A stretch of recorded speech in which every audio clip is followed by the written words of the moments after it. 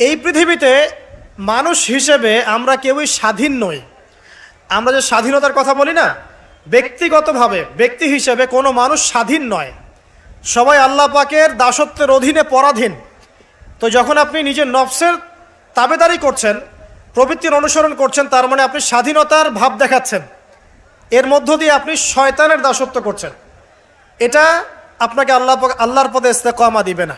মূল বিষয়টা হচ্ছে আল্লাহ পাকের দাসত্ব করলে পরে আল্লাহর পথে ইস্তেকামা আসে, নফসের প্রবৃত্তির অনুসরণ করলে পরে আপনার আল্লাহর পথে ইস্তেকামা আসবে না। প্রবৃত্তি বলছে নামাজ পড়ার দরকার নাই, আজান হচ্ছে শুয়ে থাকেন। প্রবৃত্তি বলছে যে মাপে একটু কম দিলে কোনো সমস্যা নাই।